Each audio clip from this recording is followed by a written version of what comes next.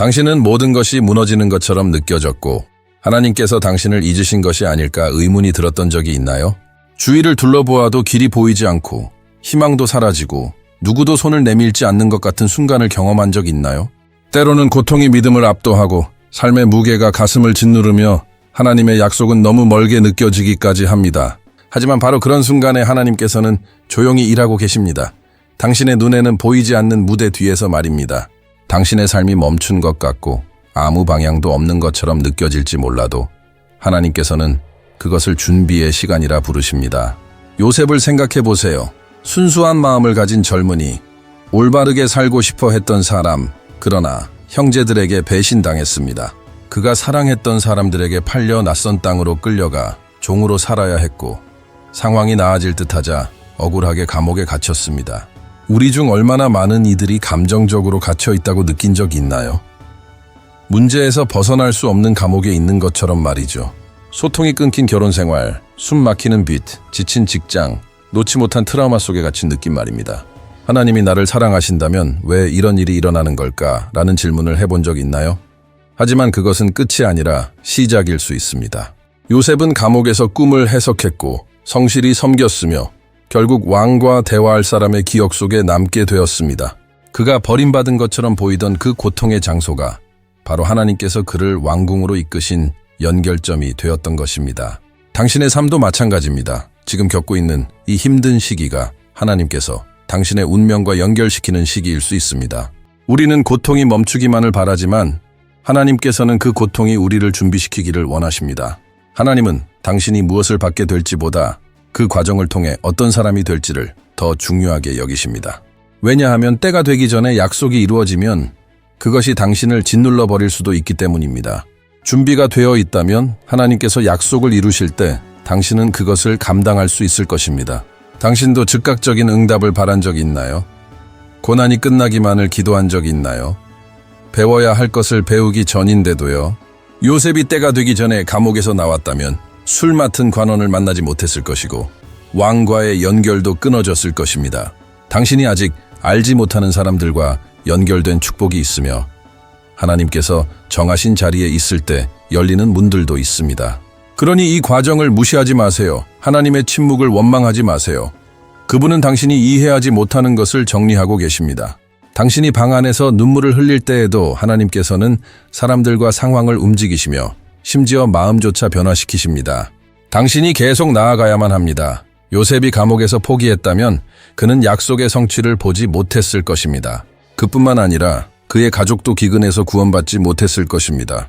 그의 고통은 오직 그만을 위한 것이 아니었습니다. 아마도 지금 당신이 겪는 일들도 당신만을 위한 것이 아닐 수 있습니다. 하나님께서 당신을 누군가의 응답으로 준비시키고 계십니다.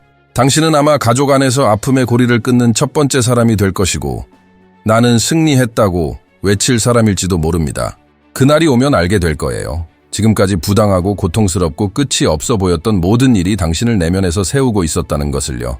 하나님은 어떤 눈물도 헛되이 하지 않으십니다. 고통조차도 의미 없이 지나가지 않아요. 그는 모든 순간을 사용하십니다. 지금은 이해되지 않더라도 하나님은 당신의 인생을 하나하나 정성스럽게 써내려가고 계십니다. 그리고 언젠가는 감사하게 될 거예요. 가까운 사람이 떠났을 때 견딜 수 없을 것 같았던 순간이 몇 번이나 있었나요? 아무도 모르게 울었던 밤이 몇 번이나 되었나요? 세상이 당신에게 포기하라고 말했을 때가 몇 번이나 있었나요? 그런데도 당신은 여기까지 왔어요. 지치고 아팠지만 포기하지 않았습니다. 그 사실만으로도 하나님이 당신을 붙들고 계신다는 증거입니다. 지금은 요셉처럼 감옥이나 웅덩이 속에 있는 기분일지도 몰라요. 사람들에게 잊혀진 것처럼 느껴질 수도 있지만 하나님은 이미 왕궁을 준비하고 계십니다. 그분의 계획 속에 당신은 있습니다. 비록 느리게 가더라도 멈추지 마세요. 계속 나아가면 하나님이 상상도 못할 방법으로 당신을 놀라게 하실 거예요. 지금 이 순간 잠시 멈춰 하나님께 이렇게 물어보세요. 주님, 이 과정을 통해 저에게 무엇을 가르치시려는 건가요?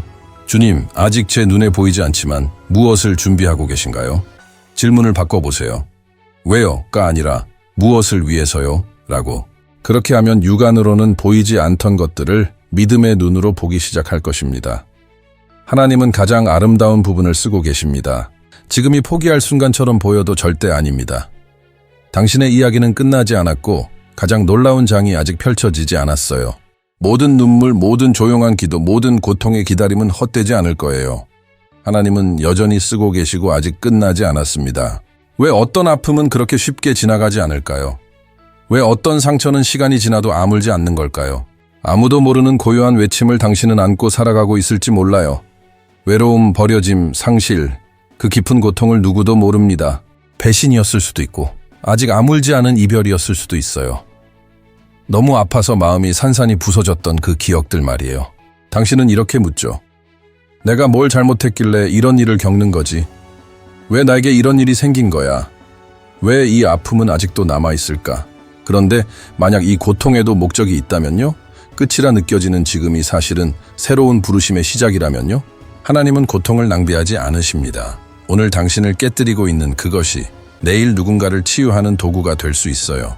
우리는 종종 하나님께 쓰임받기를 원하고 높아지기를 원하지만 진정한 깊이로 가는 길은 고통의 길을 지나야 한다는 걸 잊어요. 예수님조차도 부활 전에 십자가를 지나야 했습니다. 영광 이전에 피가 있었고 외면과 조롱과 고독이 있었습니다. 그분은 눈물을 흘렸고 땀방울이 피가 될 정도로 기도하며 하나님께 소리쳤습니다. 그럼에도 계속 나아가셨습니다. 아픔을 느끼는 것은 약함의 증거가 아닙니다. 그것은 우리가 인간이라는 증거이고 고통 속에서도 나아가는 것이 바로 믿음입니다. 당신은 지금 어떤 상실을 겪고 있을지 몰라요. 사람이 아닐 수도 있고 꿈일 수도 있고 관계나 과거의 나일 수도 있어요. 괜찮아요. 길을 잃은 것처럼 느껴져도 괜찮습니다. 아직 어떻게 벗어날지 몰라도 괜찮아요. 하나님은 알고 계시니까요. 당신이 절대 허락해선 안 되는 것은 바로 이 아픔이 당신에게서 희망을 빼앗아가는 것입니다. 지금 이해하지 못해도 괜찮아요. 중요한 건 하나님이 이 모든 일을 통해 당신을 더욱 강하고 민감하고 준비된 사람으로 빚고 계심을 믿는 것입니다. 고통은 공감을 배우게 하고 시련은 당신을 다른 사람들에게 위로가 될 수 있는 존재로 만들어줍니다. 성경은 하나님께서 우리를 위로하시는 이유가 우리가 받은 위로로 다른 이들을 위로하게 하려는 것이라고 말합니다. 우리는 인생의 목적이 무엇인지 알고 싶어 하지만 어쩌면 그 목적은 당신이 견뎌낸 그 고통 속에 있을지도 모릅니다. 당신의 흉터, 당신이 포기하지 않고 살아남은 그 여정, 그것이 바로 하나님이 사용하시는 귀한 도구일 수 있습니다. 생각해 보세요. 지금 당신이 겪었던 고통을 겪고 있는 사람들이 얼마나 많을까요? 과거에 당신처럼 무너져 있는 이들이요. 그런데 당신은 여기 있습니다. 지쳐 있을지 몰라도 여전히 살아있고 상처받았을지 몰라도 믿음을 간직하고 있습니다. 이건 단순한 생존이 아닙니다. 하나님께서 당신을 붙들어 주셨고 이제는 당신을 통해 다른 이들을 일으키시고자 하십니다. 팔과 다리 없이 태어난 닉 부이치치를 보세요. 그는 어린 시절 내내 조롱을 받으며 자랐고 10살에는 삶을 포기하려 했습니다. 사랑받을 수 없고 안아줄 사람도 없을 거라고 믿는 아이의 마음속 고통이 얼마나 컸을지 상상해 보세요. 그러나 하나님은 세상이 저주라 여긴 그 고통을 사명으로 바꾸셨고 닉은 자신의 한계를 하나님의 통로로 선택했습니다. 오늘날 그는 수많은 이들에게 희망과 믿음, 극복의 메시지를 전하며 전 세계에 감동을 주고 있습니다. 이해되시나요? 당신이 오늘 안고 있는 고통이 내일 누군가의 마음을 열 열쇠가 될 수 있습니다. 오늘 당신을 울게 만든 그 일이 내일은 누군가에게 나도 그 마음 알아요. 하나님은 일으키실 수 있어요. 라고 말하게 할 것입니다. 당신 삶의 어떤 경험도 헛되지 않았습니다. 버림받음도, 배신도, 잠 못 이룬 밤도, 받은 거절도 마찬가지입니다. 하나님은 이 모든 아픔을 보이지 않는 손으로 꿰매고 계십니다. 고통은 목적이 되고 눈물은 지혜로, 상처는 사역이 됩니다. 지금 당신에게 힘이 없다면 큰 걸음을 내딛지 않아도 괜찮아요. 오늘 하루만 더 견디세요. 그저 포기하지 마세요. 믿음을 끝까지 붙잡으세요. 실오라기 같은 희망일지라도요. 하나님은 많은 걸 요구하지 않으십니다. 단지 포기하지 않는 마음만 원하십니다. 누군가에게 듣고 싶었던 그 말, 당신에게 힘이 될 한마디. 지금 제 영혼 깊은 곳에서 당신에게 전합니다. 당신은 이겨낼 것입니다. 당신은 더 강해질 것이고 당신의 이야기는 많은 사람들에게 힘이 될 것입니다. 그때 당신은 깨닫게 될 겁니다. 이 고통은 끝이 아니라 시작이었습니다. 그래서 저는 당신에게 도전 하나를 드리고 싶습니다. 14일 동안 매일 잠들기 전에 하나님께서 당신에게 해주신 3가지를 적어보세요. 아무리 사소해도 괜찮습니다. 진심으로 적고 그것을 놓고 기도하세요. 그리고 14째 날 밤에 다시 읽어보세요. 분명히 알게 될 것입니다. 고통 속에서도 하나님은 결코 당신을 외면하지 않으셨다는 것을 그 순간 당신 안에서 무언가가 변화될 것입니다. 당신의 고통은 당신을 정의하지 않습니다. 오히려 준비시키고 이끌고 변화시키며 마침내 하나님이 원하시는 자리에 데려갑니다. 때때로 우리는 스스로 충분하지 않다고 느낍니다. 혹시 그런 적이 있나요? 마치 항상 다른 사람들의 기대에 못 미치는 것처럼 느껴질 때가 있습니다. 더 나아가 자신의 기대에도 못 미친다고 느낍니다. 항상 무언가 부족한 것 같고 꿈꾸는 것을 이루기엔 내가 가진 것이 충분하지 않다고 생각될 수 있습니다. 어쩌면 당신은 이미 몇 가지 꿈을 포기했을지도 모릅니다. 자신이 감당할 수 없다고 믿었기 때문입니다. 나는 충분히 똑똑하지 않아. 나는 학벌이 부족해. 나는 인맥이 없어. 나는 부유한 집안에서 태어나지 않았어. 라고 말했을지도 모릅니다. 나는 너무 내성적이야. 나는 너무 나이가 많아. 나는 너무 어려. 이런 말들이 결국 당신 안에서 진실처럼 자리 잡았을 수 있습니다. 하지만 가장 아픈 건 우리가 하나님의 약속보다 자신의 한계를 더 잘 믿고 있다는 사실입니다. 그런데 하나님은 결코 완벽한 사람을 부르시지 않습니다. 오히려 인간의 기준으로는 선택받기 어려운 사람을 일부러 택하십니다. 모세는 말을 더듬었지만 하나님은 그를 통해 한 민족 전체를 해방시키셨습니다. 다윗은 집안에서 가장 작고 약한 존재였지만 하나님은 그를 왕으로 기름 부으셨습니다. 예레미야는 자신이 너무 어리다고 생각했지만 하나님은 그의 입에 불같은 말씀을 주셨습니다. 기드온은 두렵고 자신감이 없었지만 하나님은 그를 용사라고 부르셨습니다. 하나님은 가장 유능한 자를 찾으시는 것이 아니라 가장 순종하려는 마음을 가진 자를 찾으십니다. 모든 걸 다 이해하지 못해도 예 라고 말할 수 있는 자, 보이지 않아도 신뢰할 수 있는 자, 두려워도 따를 수 있는 자를 찾으십니다. 스스로 부족하다고 여겨 기회를 놓친 적이 몇 번이나 있나요? 거절당할까봐 시도조차 안 해본 적은요. 하나님은 당신이 완벽해서 부르시는 것이 아닙니다. 그분은 목적이 있으시기에 당신을 부르시는 것입니다. 그분의 목적은 당신의 실수보다 크고 과거보다 강하며 당신이 저지른 어떤 잘못보다도 위대합니다. 베드로는 예수님을 3번 부인했지만 교회의 기둥이 되도록 선택받았습니다. 바울은 그리스도인을 박해했지만 복음의 통로가 되었습니다. 하나님께 쓰임받기 위해 모든 문제가 해결되어야 한다고 누가 말했나요? 오히려 약할 때 주님은 일하십니다. 마리아는 가난한 시골 마을의 평범한 10대 소녀였지만 하나님은 그녀를 통해 세상의 구세주를 품게 하셨습니다. 하나님은 외모나 스펙, 성공 이력을 보시지 않습니다. 그분은 하나님 가진 건 없지만 믿음은 있어요 라고 고백하는 마음을 보십니다. 당신은 완벽할 필요가 없습니다. 그저 하나님께 쓰임받을 수 있는 준비된 마음, 한 걸음을 내디딜 용기만 있으면 됩니다. 당신이 너무 크다고 느꼈던 그 아이디어, 어쩌면 하나님이 당신에게 보여주신 목적의 일부일 수 있습니다. 사람들을 돕고 삶의 변화를 주고 싶다는 그 깊은 열망, 방법은 몰라도 그 자체가 하나님의 부르심일 수 있습니다. 아마 하나님은 지금 당신이 자기 자신을 의심하는 것을 멈추고 그분을 믿기 시작하길 기다리고 계실지도 모릅니다. 당신에게는 누구에게도 없는 무언가가 있습니다. 당신의 이야기, 당신의 상처, 당신의 목소리, 그리고 세상을 바라보는 당신만의 시선이 있습니다. 그리고 하나님은 바로 그것을 사용하기 원하십니다. 완벽하지 않아도 진실된 당신의 모든 부분을 통해 일하시길 원하십니다. 우리를 감동시키는 사람들을 보면 완벽한 이들이 아니라 진솔하고 연약하지만 포기하지 않은 사람들이라는 걸 알게 됩니다. 예를 들어 세계적으로 유명한 진행자인 스티브 하비. 그는 한때 가난했고 차 안에서 지냈으며 외면당하고 믿음도 얻지 못했지만 멈추지 않았습니다. 그는 더 큰 계획이 있음을 알고 있었고 지쳐 힘이 다했을 때 이렇게 기도했습니다. 주님, 제게 무언가가 있다면 보여주세요. 그리고 하나님은 응답하셨습니다. 이제 그는 자신의 목소리를 통해 믿음, 희망, 그리고 새로운 시작에 대해 이야기하고 있습니다. 제가 이 이야기를 왜 전하냐고요? 아마 지금 당신도 그처럼 방향을 잃고 자신마저 믿지 못한 채 서 있는지도 모르기 때문입니다. 그러나 그 안에는 여전히 가능성이 숨쉬고 있고 하나님은 그것을 통해 놀라운 일을 이루시길 원하십니다. 모든 사람이 당신을 믿을 필요는 없습니다. 당신은 단지 하나님께서 당신을 일으키실 수 있다는 것을 믿기만 하면 됩니다. 당신은 우연히 이 세상에 태어난 것이 아닙니다. 당신은 목적을 가지고 태어났고 살아있다는 것은 그 사명이 아직 끝나지 않았다는 증거입니다. 그러니 지금부터 5날 동안 하루에 한 가지씩 당신이 이미 이겨낸 것을 적어보세요. 작아도 좋고 아무도 모르는 것이라도 괜찮습니다. 기록하고 바라보고 당신이 생각보다 훨씬 강하다는 것을 깨달으세요. 이미 불가능처럼 보였던 일들을 넘어선 당신입니다. 하나님은 종종 세상이 주목하지 않는 이들을 통해 위대한 일을 이루셨고 지금 그분은 당신을 향해 눈길을 주고 계십니다. 때로는 기도해도 하늘이 잠잠하고 눈물 흘려도 아무도 듣지 않고 계속하려 해도 아무것도 변하지 않는 날들이 있습니다. 그럴 때 마음속에 조용히 드는 의문이 있죠. 하나님께서 나를 잊으신 걸까? 정말 내 기도를 들으시는 걸까?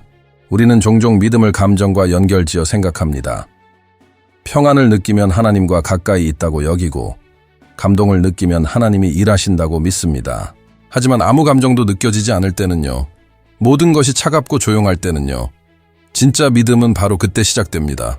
믿음은 감정에 의존하는 것이 아니라 아무런 증거도 없을 때 여전히 하나님을 신뢰하며 나아가는 것입니다. 얼마나 자주 하나님 저 너무 지쳤어요. 그만두고 싶어요. 라고 말했는지 모릅니다. 그런데도 다음 날 또 일어났습니다. 울면서든 지친 채든 그럼에도 불구하고 일어났습니다. 그것이 바로 믿음입니다. 믿음은 모든 것이 밝을 때 걷는 것이 아니라 어둠 속에서도 걸어가는 것, 넘어지고 두려워도 멈추지 않는 것, 보이지 않아도 나는 믿는다, 느껴지지 않아도 나는 계속 간다 라고 고백하는 것이 믿음입니다. 노아를 기억하세요. 그는 수년 동안 단 한 방울의 비도 본 적 없이 방주를 지었고 사람들에게 조롱받았지만 순종했습니다. 그는 증거를 따라 방주를 지은 것이 아니라 하나님의 말씀 하나에 의지해 행동했습니다. 이것이 진정한 믿음입니다. 당신은 하나님이 주신 약속을 상황이 다르게 말한다는 이유로 몇 번이나 의심했나요? 시간이 흘러도 변화가 없어 포기하고 싶었던 적은요. 하지만 믿음은 바로 그것입니다. 시간이 흘러도 문이 닫혀 있어도 계속 신뢰하며 나아가는 것, 마음이 도망치고 싶어질 때에도 굳건한 심장을 유지하는 것이 진정한 믿음입니다. 성경 속 가장 큰 기적들은 축제의 날이 아닌 절망의 날에 일어났다는 사실을 당신은 알고 있었나요? 베드로는 폭풍이 거셀 때에만 물 위를 걸었고 다니엘은 사자굴에 던져졌을 때에만 구원을 보았습니다. 바울과 실라 또한 매 맞고 감옥에 갇힌 후에야 쇠사슬이 풀리고 문이 열리는 기적을 경험했습니다. 이해되시나요? 믿음은 편안함 속에서 나타나지 않았고 혼돈 속에서, 어둠 속에서, 깊은 골짜기에서 빛났습니다. 어쩌면 오늘 당신도 그 골짜기 속, 그 사자굴 안, 그 폭풍 한가운데에 있는지도 모릅니다. 그리고 당신의 모든 감정이 포기하라고 외치고 믿음을 멈추라고 말하고 있을지도 모릅니다. 하지만 제가 오늘 이 말을 전하려고 합니다. 계속 가십시오. 아무것도 느껴지지 않아도, 아무것도 보이지 않아도 하나님의 침묵은 결코 버림받은 것이 아닙니다. 그것은 당신의 믿음을 시험하거나 성숙하게 하는 과정일 수 있습니다. 혹은 그분은 이미 당신을 위해 모든 조각을 움직이고 계시지만 당신의 눈에는 아직 보이지 않을 뿐입니다. 씨앗이 땅속에서 자라는 것을 볼 수 없고 태중에서 형성되는 생명을 들을 수 없지만 기적은 여전히 일어납니다. 하나님은 조용히 인간의 눈이 닿지 않는 무대 뒤에서 완벽하게 일하고 계십니다. 아무 감정이 없어도 흔들림 없이 믿음을 지킨 실제 인물의 예를 드리자면 타일러 페리가 있습니다. 그는 지금 미국의 대표적인 엔터테인먼트 인물이지만 오랜 시간 동안 아무도 그를 믿지 않았습니다. 그는 아무도 보러 오지 않는 연극을 쓰고 빈 극장을 마주하며 거절과 실패를 반복했습니다. 그러나 실패할 때마다 그는 기도했고 침묵은 더 크게 울려 퍼졌지만 그는 계속 글을 쓰고 창조하며 믿었습니다. 그리고 정확한 때가 되었을 때 모든 것이 바뀌었고 그는 높임을 받았으며 그의 이야기는 수많은 사람들에게 영감을 주었습니다. 이것이 바로 진짜 믿음입니다. 오늘이 어둡더라도 내일을 향해 믿는 믿음, 상황과 감정에 흔들리지 않는 믿음입니다. 혹시 오늘 당신이 지치고 공허하고 아무 힘도 없다면 하나님은 당신의 한계를 알고 계십니다. 그분은 결코 당신이 감당할 수 없는 시험을 허락하지 않으시며 지금 당신의 믿음은 새 단계로 나아갈 준비를 하고 있습니다. 그러니 깊이 숨을 쉬고 꼭 붙잡으세요. 지금 모든 것을 이해할 필요는 없습니다. 그저 믿음을 이어가면 됩니다. 믿음으로 말하세요. 필요하다면 눈물로 말해도 괜찮습니다. 하지만 말하세요. 그리고 지켜보세요. 당신 안에서 평안이 돌아오고 희망이 다시 살아나며 믿음이 하루하루 당신을 지탱하게 될 것입니다. 믿기 위해 볼 필요는 없습니다. 그냥 계속 가십시오. 지금 어둠뿐일지라도 의의 태양이 떠오르고 있습니다. 작고 조용한 당신의 믿음이 하나님의 마음을 움직이고 있고 그분은 절망 중에도 신뢰하는 마음을 절대 외면하지 않으십니다. 계속 걸어가세요. 당신의 기적은 이미 시작되었습니다.